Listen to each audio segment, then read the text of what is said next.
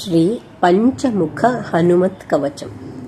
अस्य श्री पंचमुख हनुमत् मन्त्रस्य ब्रह्मा ऋषिः गायत्री छन्दः पंचमुख विराट् हनुमान् देवता ह्रीं बीजं श्रीं शक्तिः क्रौं कीलकं क्रूं कवचं क्रैं अस्त्राय फट् इति दिग्बन्धः।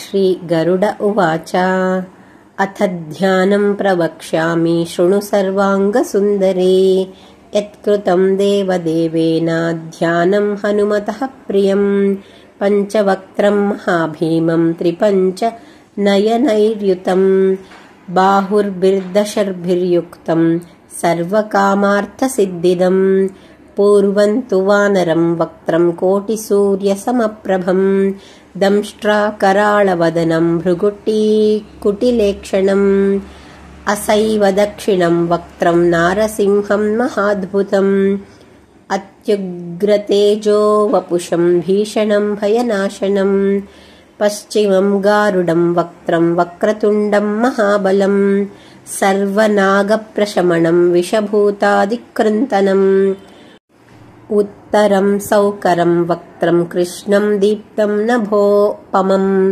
पातालसिंहवेतालज्वररोगादिकृन्तनम् ऊर्ध्वं हयाननं घोरं दानवान्तकरं परं येन वक्त्रेण विप्रेन्द्र तारकाख्यं महासुरं जघानशरणं तत्सर्वशत्रुहरं परं ध्यात्वा पञ्चमुखं रुद्रं हनूमन्तं दयानिधिं खड्गं त्रिशूलं खट्वाङ्गं पाशुमङ्कुशपर्वतं मुष्टिं कौमोदकीं वृक्षं धारयन्तं कमण्डलुं बिन्दिपालं ज्ञानमुद्रां दशर्भिर्मुनिपुङ्गवम् एतन्यायुधजालानि धारयन्तं भजाम्यहम् प्रेतासनोपविष्टन्तु सर्वाभरणभूषितं दिव्यमाल्याम्बरधरं दिव्यगन्धानुलेपनं सर्वाश्चर्यमयं देवं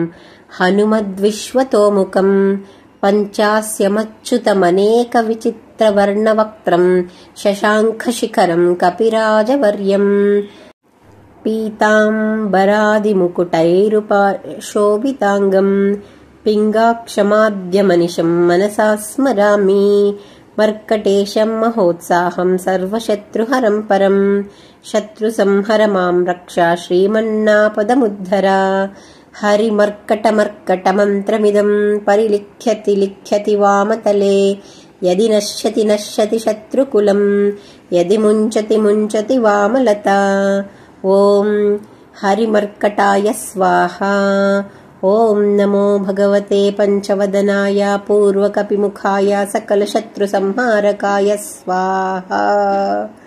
ॐ नमो भगवते पञ्चवदनाय दक्षिणमुखाय कराळवदनाय नरसिंहाय सकलभूतप्रमथनाय स्वाहा। ॐ नमो भगवते पञ्चवदनाय पश्चिममुखाय गरुडाननाय सकलविषहराय स्वाहा।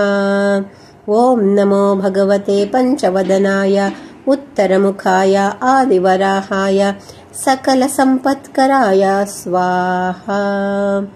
ॐ नमो भगवते पञ्चवदनाय ऊर्ध्वमुखाय हयग्रीवाय सकलजनवशङ्कराय स्वाहा।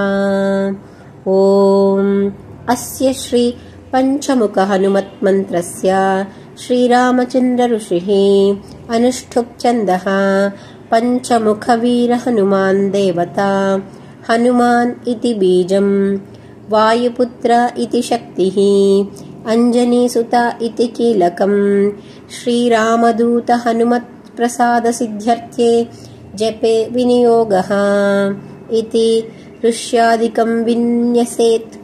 अथ करन्यासः ॐ अञ्जनीसुताय अङ्गुष्ठाभ्यां नमः ॐ रुद्रमूर्तये तर्जनीभ्यां नमः ॐ वायुपुत्राय मध्यमाभ्यां नमः ॐ अग्निगर्भाय अनामिकाभ्यां नमः ॐ रामदूताय कनिष्ठिकाभ्यां नमः। ॐ पञ्चमुखहनुमते करतलकरपृष्ठाभ्यां नमः। अथ अङ्गन्यासः। ॐ अञ्जनीसुताय हृदयाय नमः। ॐ रुद्रमूर्तये शिरसे स्वाहा। ॐ वायुपुत्राय शिखाय औषठ। ॐ अग्निगर्भाय कवचाय हुम्। ॐ रामदूताय नेत्रत्रयाय वौषठ। ॐ पञ्चमुखहनुमते अस्त्राय फट्।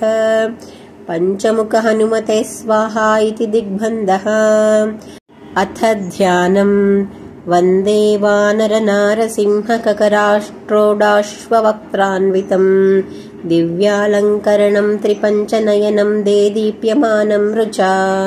हस्ताब्जैरसिखेटपुस्तकसुधाकुम्भाङ्कुशाद्रिम् हलम् कट्वाङ्गम् पणिबूरुहम् दशभुजम् सर्वारिवीरापहम्। अथ मन्त्रः।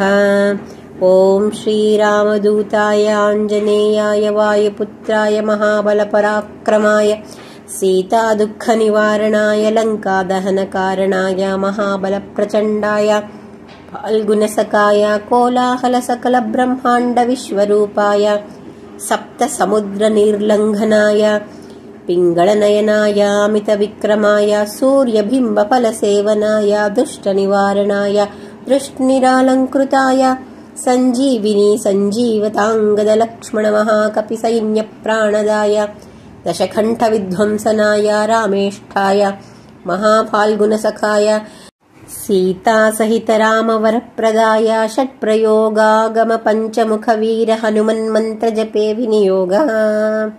ॐ हरिमर्कटमर्कट बं बं बं बं बं वौषट् स्वाहा। ॐ हरिमर्कटमर्कट फं फं फं फं फं फट् स्वाहा। ॐ हरिमर्कटमर्कटाय खें खें खें खें खें मारणाय स्वाहा। ॐ हरिमर्कटमर्कटाय लुं लुं लुं लुं लुं आकर्षितसकलसम्पत्कराय स्वाहा। ॐ हरिमर्कटमर्कटाय धं धं धं धं धं शत्रुस्तम्भनाय स्वाहा।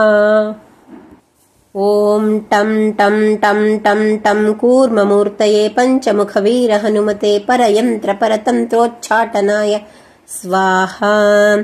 ॐ कं खं गं घं ञं छं छं जं ञं ञं ठं ठं ढं ढं नं तं थं दं धं नं फं फं भं भं मं यं रं लं वं शं शं सं हं लं क्षं स्वाहा इति दिग्बन्धः। ॐ पूर्वकपिमुखाय पञ्चमुखहनुमते टं टं टं टं टं सकलशत्रुसंहरणाय स्वाहा। ॐ दक्षिणमुखाय पञ्चमुखहनुमते कराळवदनाय नरसिंहाय ॐ हरां हरीं ह्रूं ह्रैं ह्रौं हरं सकलभूतप्रेतदमनाय स्वाहा। ॐ पश्चिममुखाय गरुडाननाय पञ्चमुखहनुमते मं मं मं मं मं सकलविषहराय स्वाहा। ॐ उत्तरमुखाय आदिवराहाय लं लं लं लं लं नृसिंहाय नीलकण्ठमूर्तये पञ्चमुखहनुमते स्वाहा। ॐ ऊर्ध्वमुखाय हयग्रीवाय रुं रुं रुं रुं रुं रुद्रमूर्तये सकलप्रयोजननिर्वाहकराय स्वाहा। ॐ अञ्जनीसुताय वायुपुत्राय महाबलाय सीताशोकनिवारणाय श्रीरामचन्द्रकृपापादुकाय महावीर्यप्रमथनाय ब्रह्माण्डनाथाय कामदाय पञ्चमुखवीरहनुमते स्वाहा। भूतप्रेतपिशाच ब्रह्मराक्षसशाकिनी ढाकिन्यन्तरिक्षग्रह परयन्त्रपरतन्त्रोच्चाटनाय स्वाहा। सकलप्रयोजननिर्वाहकाय पञ्चमुखवीरहनुमते श्रीरामचन्द्रवरप्रसादाय जं जं जं जं जं स्वाहा। इदं कवचं पठित्वा तु महाकवचं पठेन्नरः। एकवारं जपेत् स्तोत्रं सर्वशत्रुनिवारणम् द्विवारं तु पठेन्नित्यं पुत्रपौत्रप्रवर्धनम् त्रिवारं च पठेन्नित्यं सर्वसम्पत्करं शुभम् चतुर्वारं पठेन्नित्यं सर्वरोगनिवारणम् पञ्चवारं पठेन्नित्यं सर्वलोकवशङ्करम् षड्वारं च पठेन्नित्यं सर्वदेववशङ्करम् सप्तवारं पठेन्नित्यं सर्वसौभाग्यदायकम् अष्टवारं पठेन्नित्यमिष्टकामार्थसिद्धिदम् नववारं पठेन्नित्यं राजभोगमवाप्नुयात् दशवारं पठेन्नित्यं त्रैलोक्यज्ञानदर्शनम् रुद्रावृत्तिं पठेन्नित्यं सर्वसिद्धिर्भवेद्ध्रुवम् निर्बलो रोगमुक्तश्च महाव्याधादिपीडितः कवचस्मरणेनैव महाफलमवाप्नुयात् इति सुदर्शनसंहितायां श्रीरामचन्द्रसीताप्रोक्तं श्रीपञ्चमुखहनुमत्कवचम्।